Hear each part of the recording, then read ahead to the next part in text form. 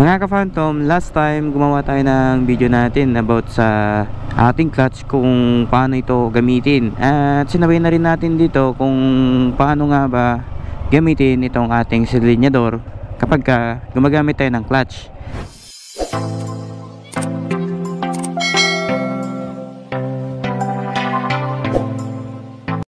So ngayon, pag-usapan naman natin kung paano gamitin ang brake at clutch kapag hihinto tayo.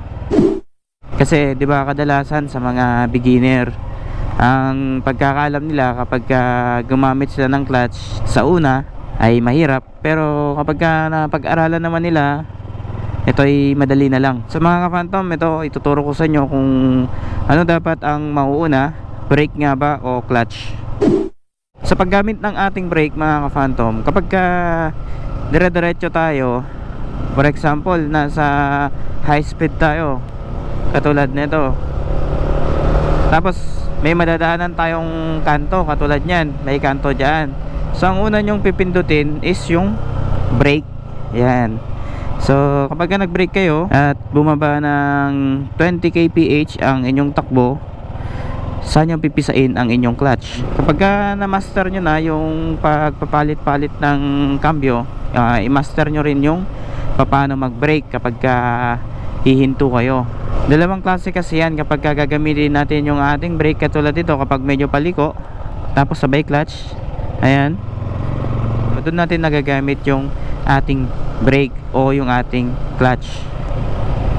Katulad nito, hihinto na naman tayo, siyempre brake yung mauuna bago yung clutch. Kasi kung clutch yung uunahin nyo, gaya ng sabi natin sa dati nating video, pwede kasi kayong mag-slide. Kasi yung mismong control ng clutch kasi, kapag pinisa mo ito, parang nakabalik sa neutral.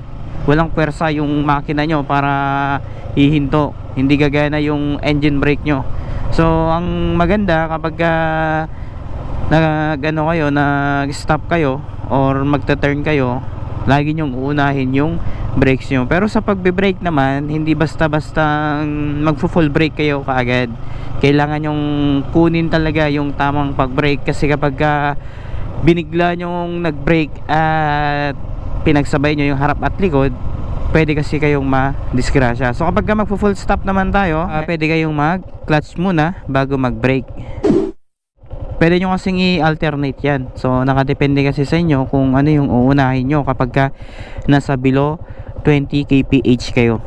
Pero kapag nasa higher kayo, ang talagang uunahin nyo is yung brake. Yan. Bali yung pinakita ko kanina, practice lang yun. Pero yung ipapakita ko sa inyo ngayon, para matutunan nyo, is ide-demo muna natin bago nating gawin para makita ng mga beginner nating viewers. So unang-una, kapag gaya ng sabi natin kanina, kapag hihinto kayo, ang gagamitin nyo is yung brake bago clutch.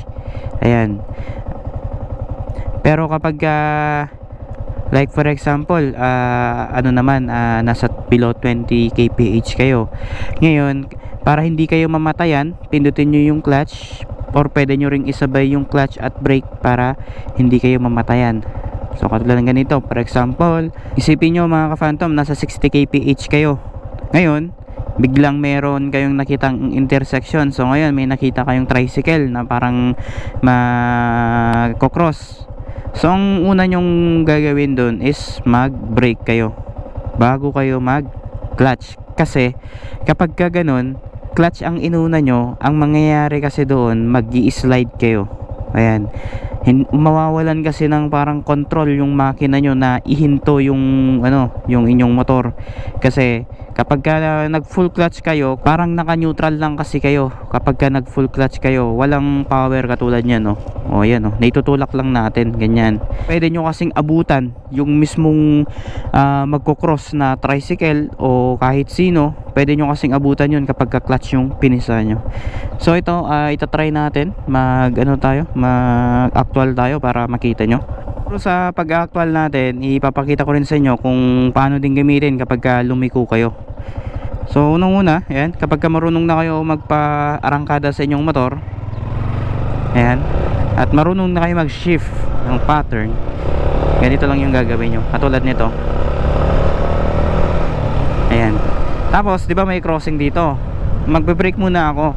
Sabay magka-clutch ako. Ayan o, papakiramdaman nyo lang yung inyong makina. Ayan, tapos ibababa natin siya ng first gear. Tapos papatakbuhin natin siya. Ayan. Tapos diretso. Tapos for example, yan tayo hihinto. So brake muna, tapos clutch. Ayan.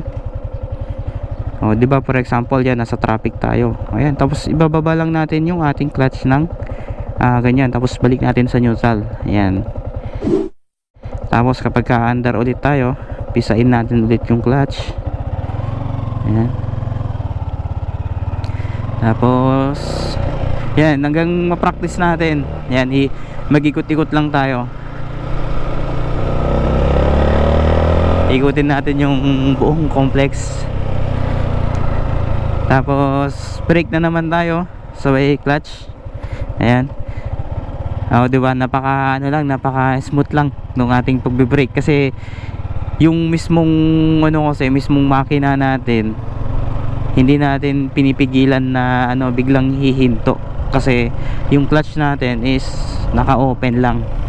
Huwag din kayo mag-alala, mamamatayan kayo, kasi kapag below 20 kph naman na yung inyong takbo, lagi nyong tatandaan na kailangan nyo nang pisain yung inyong clutch.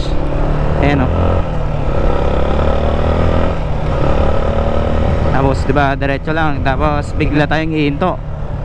Ayan, full brake, opya. So ganun lang. Sa una siguro medyo kakabahan kayo, kasi syempre first time nyo. Pero kapag natutunan nyo to, hindi na kayo mahirapan kapag napanood nyo ito or ginawa nyo to sa actual, kasi meron na kayong basis. Hindi naman totally na 100% na makukuha nyo kaagad yung sinasabi ko. Nasa sa inyo kasi mga ka-Phantom kung paano nyo i-practice yung inyong sarili sa paggamit ng declutch. Kasi lagi kong sinasabi, gaya ko lang din nung una, nahihirapan din tayo mag-timing sa pag-clutch. At lagi kong ginagawa noon nung nagdadrive ako ng declutch is yung clutch talaga yung una kong pinipisa kapag nasa traffic tayo, tapos biglang may nag-cut. Kaya minsan muntikan din akong na-disgrasya noon, kasi merong naka NMAX medyo malayo pa. So yung time na yun mabilis tayo. So sa sobrang bilis natin, nabigla ako nung nakita ko yung isang NMAX na biglang tumawid. So parang yung namin noon, yung distance namin is nasa 6 meters yung distance namin. So parang dito hanggang dyan yung layo nung nung nag-cut siya. So hindi ko na naiwasan yung mismong NMAX noon. So bali na ko siya, na target ko yung side niya. At ayun, sa awa ng Diyos hindi naman tayo na disgrasya or sumemplang noon. So yung motor na gamit ko noon, yung NS200, yun yung naging experience ko sa maling paggamit ng clutch at brake. Hindi lang basta sa paghinto yung ginagawa nila sa pagka-clutch. Minsan kapag may kurbadahan, 'di ba, nasa 100 kph sila, tapos biglang kurbadahan, ang ginagawa kasi ng mga iba kaya sila nag-overshoot is pinipisa nila yung clutch kapag nagbabangking sila. So hindi nila alam na mas delikado yun kapag pinisa nila yung kanilang clutch, kasi hindi mapapahinto ng brake yung inyong motor kung yung clutch ang uunahin nyo. So yun yung may tuturo ko sa inyo, kasi syempre kung ano din yung parang na-experience ko nung una, yun din yung ibabahagi ko sa inyo, para kung nagkataong magpa-practice kayo at mangangapa kayo sa pagbe-brake o pagka-clutch, alam nyo na yung gagawin nyo. Sana mga ka-Phantom na ibahagi ko sa inyo. So kapag kapag gumamit na kayo ng declutch na motor at nagbiyahe kayo, lagi nyong isipin, itatak nyo sa isipan nyo na ang una laging pipisahin kapag nagka-emergency is yung ating brake. Huwag kayong mag-alala sa ating clutch, kasi pagka bumaba na yung takbo natin, like for example galing tayo ng 100 kph at bumaba siya ng 30 to 20 kph, pwede nyo nang isabay yung inyong clutch. Pero papakiramdaman nyo pa rin ang inyong makina. Hindi nakabase sa kung ano yung takbo natin. Pero madalas 30 to 20 kph parang nagiging kangaroo na yung ating motor kapag galing tayo ng higher gear. Yun yung ibabahagi natin ngayon. So yun yung pinakita natin kanina sa video. Kaya sa mga nanonood at sumusuporta sa aking channel, maraming salamat sa inyo. At yung mga hindi pa nakasubscribe sa aking YouTube channel, please subscribe and don't forget to hit the notification bell para lagi kayong updated sa aking latest videos.